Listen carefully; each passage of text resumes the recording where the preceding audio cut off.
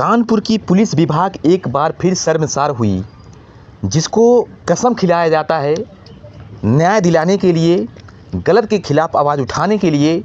क्या वही लोग अब भ्रष्टाचार करेंगे? क्या वही लोग स्त्रियों के साथ छेड़छाड़ करेंगे? क्या वही लोग छात्राओं के साथ अश्लील हरकत करेंगे? इसीलिए कसम खिलाया जाता है, इसीलिए सौगंध दिलाया जाता है, इसीलिए वो खाकी वर्दी पहनाया जाता है।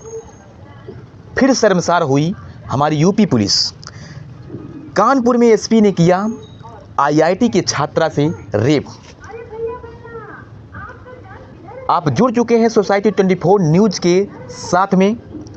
दरअसल मामला कानपुर का है और कानपुर के एक एसीपी हैं और एसीपी के ऊपर ये आरोप लगा है रेप का। मोहसिन खान जो एसीपी होते हैं कानपुर के एसीपी एक लड़की के साथ इस तरह से घिनौनी हरकत किए और मामला तब सामने आया जब कल्याणपुर थाना क्षेत्र में एफआईआर दर्ज कराने के लिए एक पीएचडी छात्रा जाती है। उसी कॉलेज से पीएचडी कर रही होती है, वही छात्रा जाती है। दरअसल सच्चाई ये है कि कानपुर के एक कॉलेज में आईआईटी पीएचडी की छात्रा पढ़ाई कर रही होती है और उसी दौरान एक कानपुर के एसीपी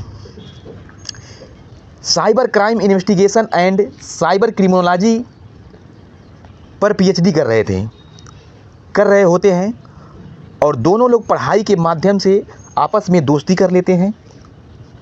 लड़की और एसीपी के बीच खूब गहरा दोस्ती हो जाता है और दोस्ती हो जाने के बाद ये दोस्ती प्रेम प्रसंग में बदल जाता है।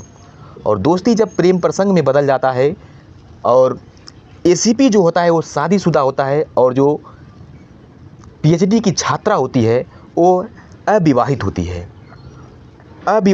है पीएचडी की छात्रा। लेकिन एसीपी की शादी हो चुकी है, इस बात से उसको बिल्कुल भनक नहीं है और एसीपी साहब उस लड़की से इस बात को छुपाए बैठे थे।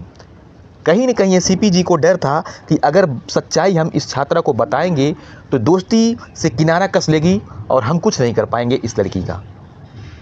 तो इस बात को वो छुपाए। कहा जाता है कि सच्चाई को कभी नहीं दबाया जा सकता है, जो सच्चाई है एक दिन सामने खुल ही जाता है।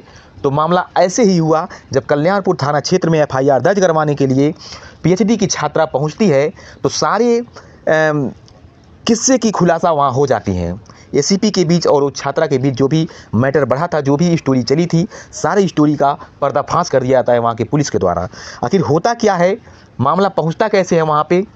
पीएचडी की छात्रा को बिल्कुल नहीं पता था कि एसीपी जी का शादी हुआ है और शादी करके चुपचाप बैठे थे और उस लड़की से काफ़ी गहराई में दोस्ती चला गया था और वो दोस्ती प्रेम प्रसंग में बदल गया और प्रेम प्रसंग में बदलने के बाद में एसीपी जी लड़की के साथ शारीरिक संबंध बनाना चाहते थे। लेकिन लड़की उस चीज़ को इग्नोर किया करती थी। आखिर एक दिन एसीपी मोहसिन खान जी बोल दिए कि हम तुमसे शादी करेंगे और तुम्हारे साथ पूरी ज़िंदगी अपनी जीवन को बिताएंगे। वादा किए लेकिन मोहसिन खान एक बात को नहीं बताए कि मैं ऑलरेडी शादीशुदा हूँ और वो लड़की नहीं जानी और इनके बात में आ गई कि जब हमारी इनसे शादी ही होगी तो अब कैसी दूरी।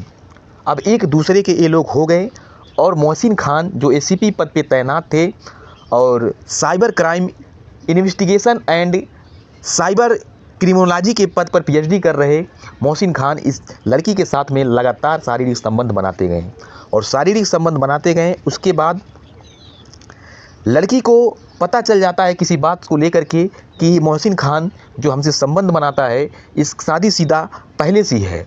तो लड़की भड़क जाती है। लड़की भड़क जाने के बाद में बोलती है जो हुआ सो हुआ, उसको भूल जाइए, अनजाने में हुआ। लेकिन अब आप हमें ट्रोल करने की कोशिश मत करिएगा, आप मुझे रोकने की कोशिश मत करिएगा, मुझे अपनी व्यक्तिगत ज़िंदगी जीने दीजिएगा, मेरी ज़िंदगी में कोई इंटरफेयर नहीं करिएगा। लेकिन एसीपी महोदय जी रुकने वाले कहाँ हैं।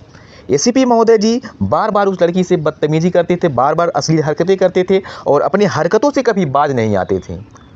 आखिर लड़की मजबूर होकर के कल्याणपुर थाना क्षेत्र में पहुंचती है और सारे कहानी को बयां करती है। जिस अफसर को, जिस पुलिस वालों की यह बात सुनाई दी, सारे लोगों के पैरों तले ज़मीन खिसक गई।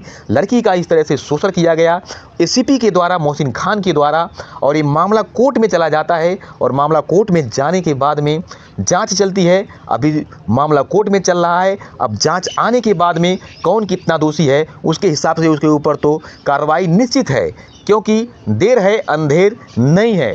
तो दोस्तों, इस घटना को सुनाने का मेरा मात्र एक उद्देश्य रहा है कि किसी के साथ आप जल्दबाजी में भरोसा मत करें, क्योंकि भरोसा जहां होता है वहीं पे धोखा होता है।